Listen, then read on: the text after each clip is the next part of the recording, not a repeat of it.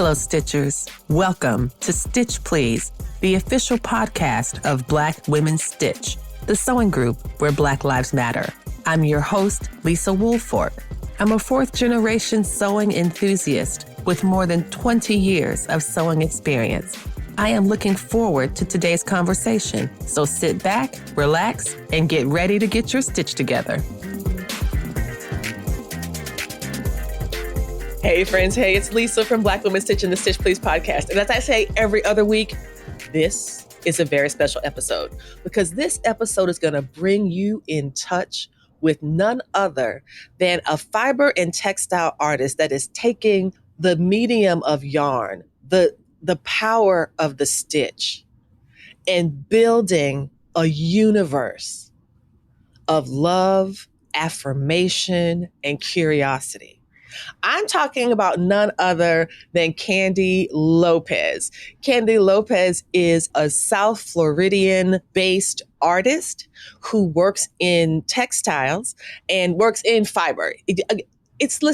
She defies classification. How about that? I'm going to say it that way. Because I could say you're a textile artist, but also a fiber artist, but you're also a painter. Come, just look at the work. Go to the ACA Gallery website. Go to her website. Go to her Instagram, and you can see the way that she has transformed in such beautiful ways the matrix of portraiture.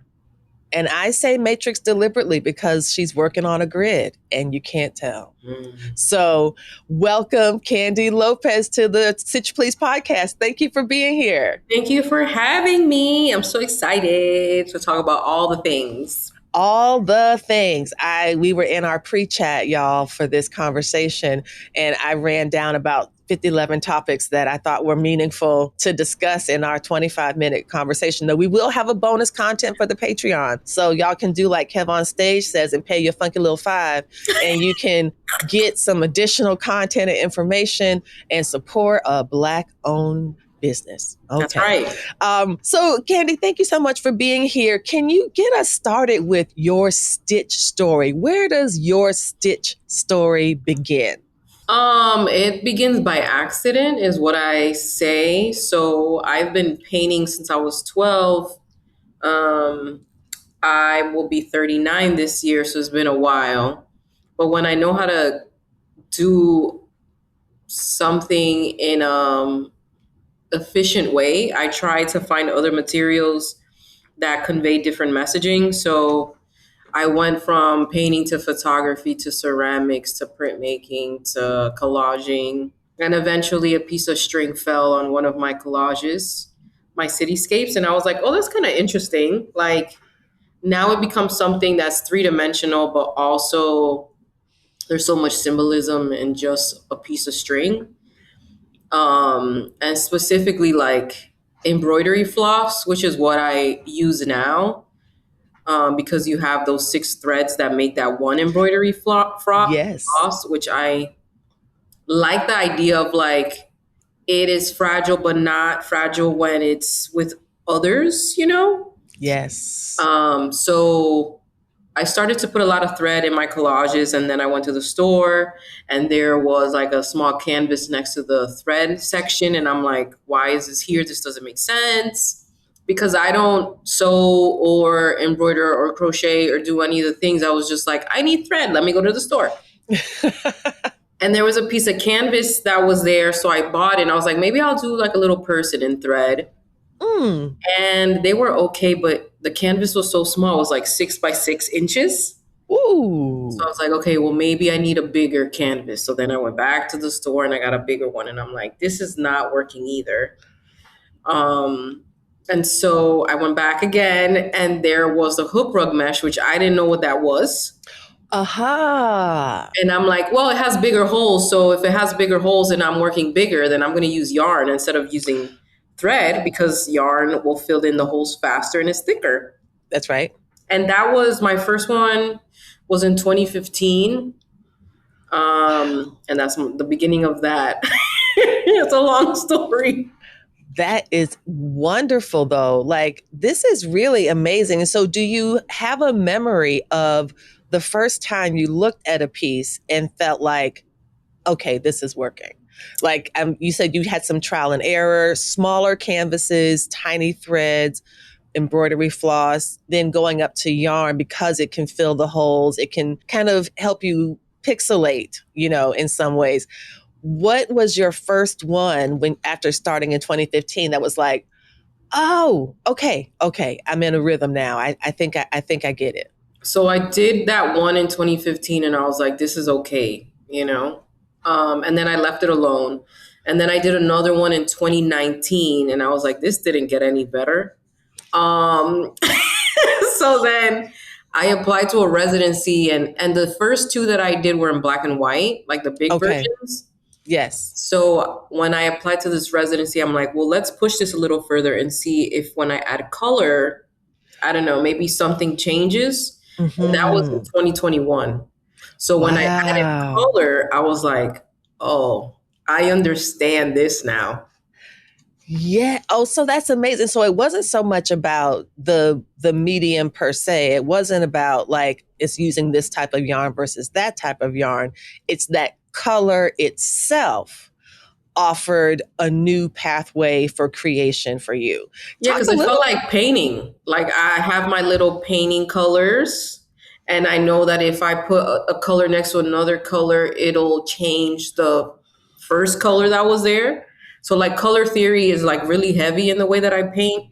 And the way that I Hmm. create what I create now, which I call fiber paintings, Yes.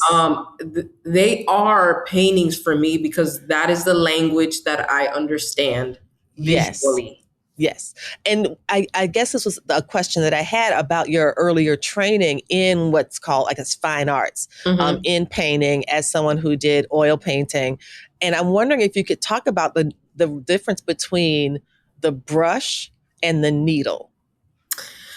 Well, one thing with painting is that it's faster. So I'm Hmm. impatient and I want to see progress quickly.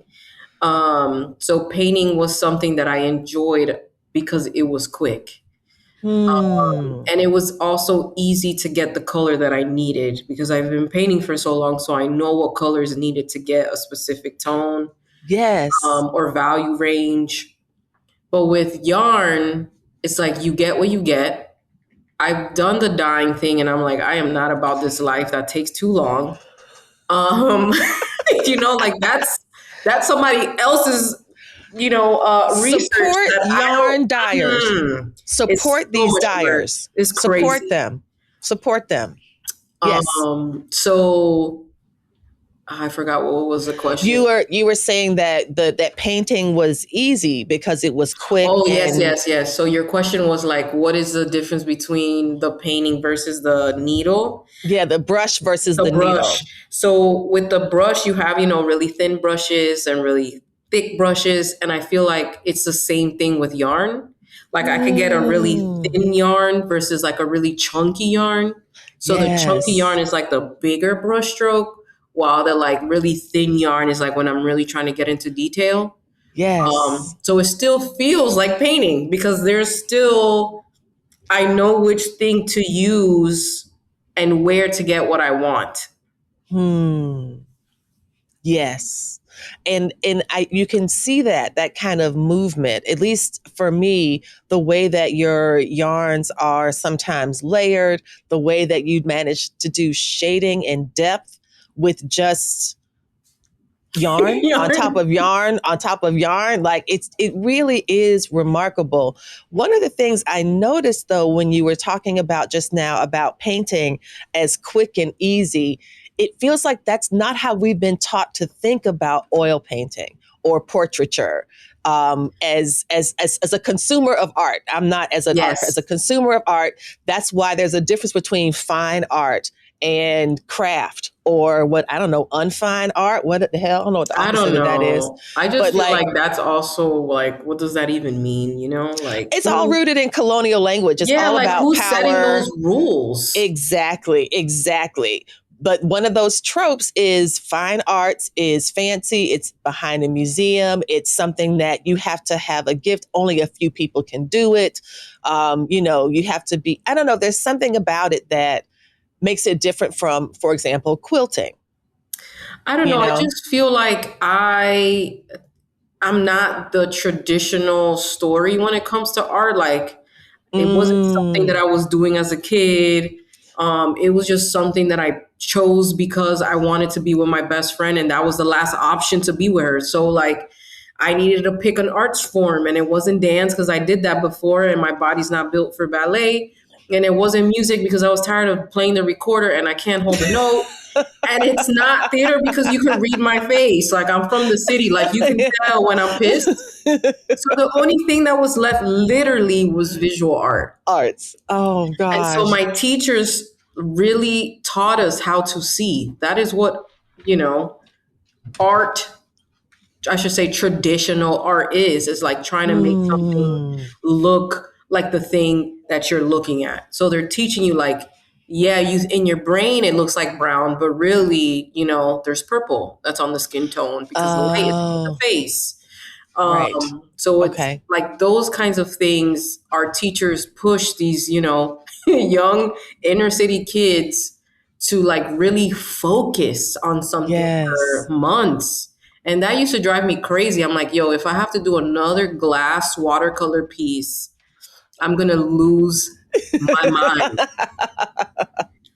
But it Right. was very helpful because by the time we got Mhm. to high school, like we Yes. understood how to make something look three dimensional. So now it's like, okay, Yes. well, what are you making and why is this important? Yes. And that becomes the way that the medium is valued, not so much about who can't have access to it, but Mm, who can do it so beautifully.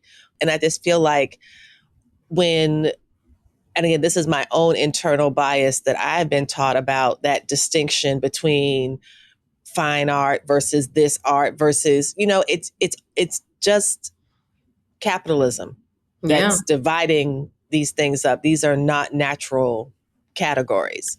Um, I do feel that um, to be in a place where you would like to have people look at the work,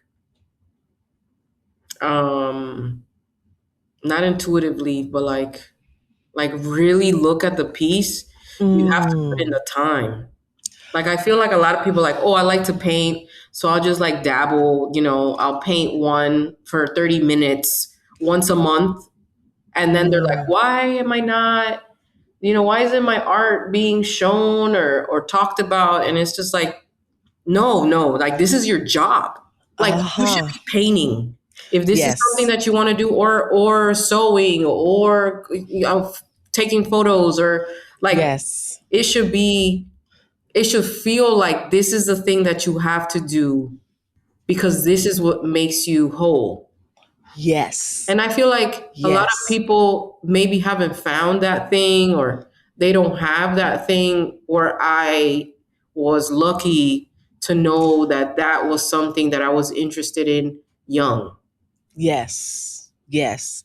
And to have that cultivated, because when you say Right. they taught us how to see, I can't help but imagine that there are secondary benefits to that skill. Yes, it was also like we didn't have tablets or phones or nothing to distract us. So our attention span is totally different from Yes. how these kids are being brought up today, including my own. Like where Hmm. everything is like instant gratification, where back then it's Yes. like slow and steady.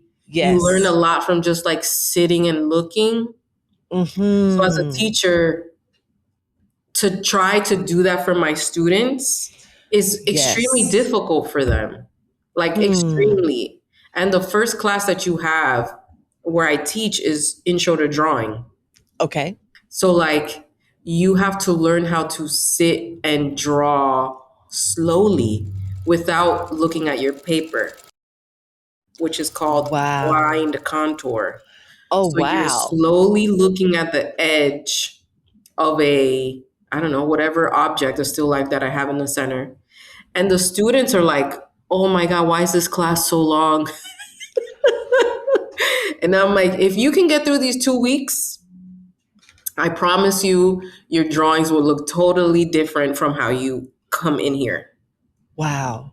it's so interesting to consider the ways that we talk about technology interrupting a lot of the learning process. I'm really interested in people that are like, students writing on a laptop with 5011 tabs open, plus gambling, apparently, which is something Yeah, that they absolutely do apparently in classes. it's I'm crazy. like, whose money are you gambling? How you got the nerve to be gambling? What? I And mean, why? Like, I don't want to see your laptop in my class. There's nothing that you should be looking at. You're looking what's in front of you. yeah, it's just like, and I tried that this semester and it worked great. It worked. Yeah. It was so much better when we took away that kind of digital distraction. I'm like, look, the class is only an hour and 15 minutes. You can do that twice a week. Right. And many of them said, I really like the analog feel of this. And I think They're missing it. they are missing it. And I think the more that companies and brands, and that's the ones who are driving this big AI push as mandatory and inevitable, people are going to rebel. They They are. want analog. They want the granny crafts. They want. This is another reason why I think like fiber is so hot right now too, because you're slowing down. Yes. Like and it's like young kids, like my students will come, 17, 18 years old and be like, hey, are you teaching a fiber class? Or can we do a project that deals with just like crocheting or sewing or something? And I'm like, what is happening? But I think they need that. Yes. Do you imagine using that to shape your own teaching? Do you bring in a combination of, you said the intro, the drawing class, do you introduce other mediums as part of that learning? Or is it important that they learn with the more traditional route? For me, I think it's important for them to learn the tradition first so that by the time they get to junior or senior year, they can play. Because by that point, you understand color theory, you understand how to see something and make it look three-dimensional. You understand how to take proper photographs where you're like cropping it properly and lighting it correctly so that you can start tearing things up. I feel like if you don't know the beginning plus the history of the beginning, then we're just playing. And it's like, what are we playing with and for, Yes. And that might work for some people too. I'm not saying that like my thing is the right way. I'm just saying that from how I've been taught and how I teach, I see better outcomes in that regard than like they're coming in and saying, I want to be a Disney animator, but you don't know how to draw a person. So explain that to me. Oh, Wow. No, that I think you're absolutely. It's really hard to break rules you don't know. Yeah.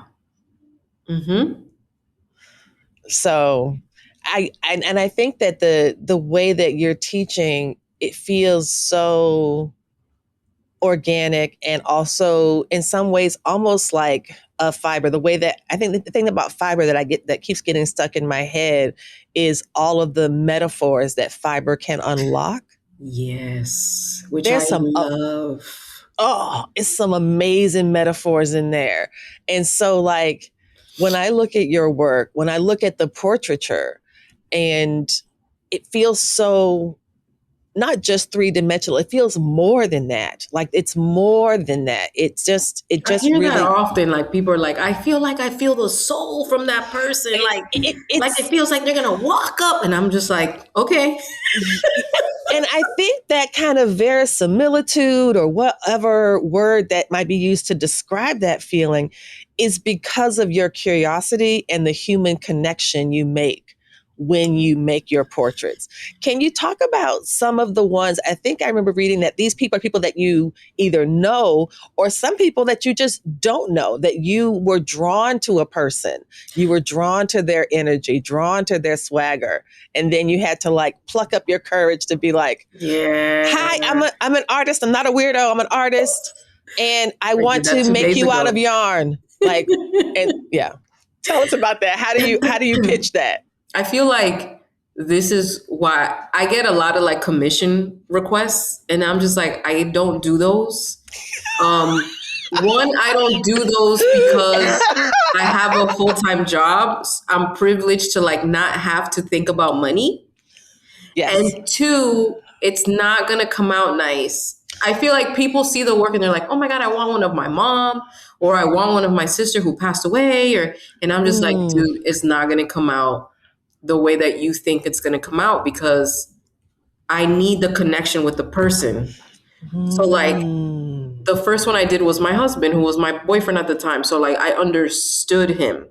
And then the second one I Yes. did was of his best friend, who I also there's a relationship there too. Yes.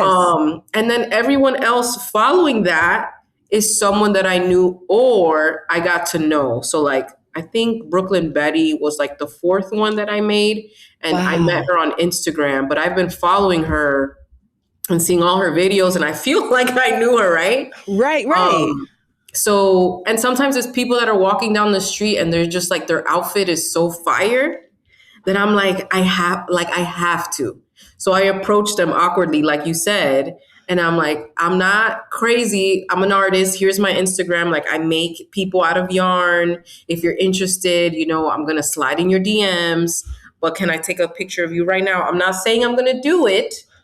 I would like to take a picture if you're okay with that. And some people say no, and some people say yes. And then we build a relationship from there. Like, who are you? What's your name? Where are you from? Where's your family from? How did you get to where we met? Like Hmm. those things are important for me because people will ask. And I want to get to a point where like I start recording people just saying it with their voice instead of Yes. me trying to translate for them. Like I'm not you, so the way that I say it will come off differently. So that's something that has been like in my brain too, as like I'm documenting people. Like this is instead of it just being a photograph or like an artwork is the person's voice. What I love about this is that without knowing that you did all of that, I felt some of it. That's good. And it's kind of like the interview is the portrait. Yeah. That the portrait that we look at when we're looking at an image is an image that you have created based on being attracted to that person, by their being attracted or drawn to their energy. Something about them Hmm. made you want to kind of invest in creating Right. an art around them, you know? And then like they answer the questions and you learn their background. Like, I mean, all of that feels like watching someone come together, Yeah. like be like basically have them materialize from the threads of your thoughts. Yeah, I also like think about the ways that we're perceived in this country, and in other Mm, countries, and the perspective of my work is really important. So I'm like taking yes. pictures while I'm on the floor because I want them to feel like they're looking down, like that perspective is really Yes. important for me Yes. instead Yes. of like being submissive or having fucking sorry, can I curse? Having terrible lighting in the Yes. background where like Yes. you just look dark. There's like no Yes. eyeballs. You know what I'm saying? Like what is happening? You guys should be able to light correctly. It's like, aren't you a professional that I'm, does this for a job that you get paid for? oh And my you god. still, every black person just looks like nighttime? Like, what are Like you what is doing? happening? Which is why I love Moonlight so much because the way that he lit it Same. felt like a Yes. painting. Like there was Yes, it blues and did. purples and pinks and Yes. yellows Yes. on And top that's, of the skin tone. yes. And that is a great transition. Thank you for making it to South Florida as a place. I really feel like Moonlight works Yeah. as a very South Florida, Miami-Dade, Broward type vibe. And he went to New World where I went to. Oh my goodness, I didn't realize that. Yeah, New World was a powerhouse, is a powerhouse. And is that the school where you said you learned, they taught you how to see? No, so they taught me how to see in at Norland Middle, which is in Mm-hmm. Opelika. Okay. I know Um, Opelika. Oh my gosh. Underserved, like barely any resources for us in school. So our teachers had Mm-hmm. to figure out how we can make fine art with like cardboard and magazines and oil Wow. pastels. But New World was the total opposite, where like they're funding, we could get whatever we wanted. Like we were doing 3D printing, we were doing 3D modeling, in the beginning of 2000s. My goodness, because I was going to say, I think you were born right around the time I graduated high school, and nobody was 3D printing when, at that time. Like that's absolutely. They had resources. Wow, they had resources from the future. And I was like, how is it that the place that needs the thing doesn't have the thing, and then the place that has the thing doesn't need all of those things? No. And then the kids that come from Coral Gables or the places that have money don't realize what it's like to not have the thing. Yes. Versus the kids that are coming from like inner cities in Miami who like end up having to go back home where there isn't any of the things. Mm-hmm. And how do you reconcile with that as a young adolescent trying to figure out your own hormones and going through all the stuff? Yes. And we're supposed to survive in this school. Yes. And it's a perfect segue to talk about South Florida as a place. There are so many, I think, stereotypes that some like to put on South Florida in particular, or Florida in general, like saying Florida is not the South, which I remember hearing that when I went to college in Massachusetts, which feels absurd. So what is it? But exactly, do you think it is like just, and what? It makes no sense. But I think it's because in the national imagination, Florida is just a place of beaches and vacations.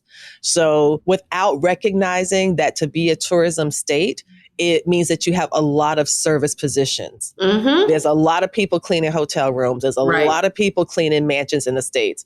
And where I lived, my family absolutely was part of an ecosystem where my father was a gardener and landscaper for the estates in Palm Beach. Right. And my grandmother was a seamstress, and she pressed and ironed and cleaned. You know what I mean? Like it's so interesting to think about how that works, but also how it shows up in your work. All right, y'all, we're going to take a pause right here. And what I'm going to do is I'm going to wrap up this episode for our free friends, the friends who are not on Patreon. So we're going to end this right here. We still have more to talk about, and we will talk about that. But tell us where they can find you right now. Where can they find you, Kandy, on the socials? Where can they look you up? Where can they follow you to learn more? The fastest way is through Instagram, because I post every single day, especially in my stories. And it's Kandy with a K, G Lopez. That's the fastest way. There's also acagalleries.com. There's also Kandy G Lopez art on YouTube. And my Facebook page it's all the same handle. So if you just Google, I'll pop up somewhere. Thank you. And thank you so much for being with us today. Y'all, we will see you back here in a couple of weeks. Bye now. You've been listening to Stitch Please, the official podcast of Black Women Stitch, the sewing group where Black Lives Matter. We appreciate you joining us this week and every week for stories that center Black women, girls, and femmes in sewing. We invite you to join the Black Women Stitch Patreon community with giving levels beginning at $5 a month. Your contributions help us bring the Stitch Please podcast to you every week. Thank you for listening. Thank you for your support, and come back next week and we'll help you get your stitch together.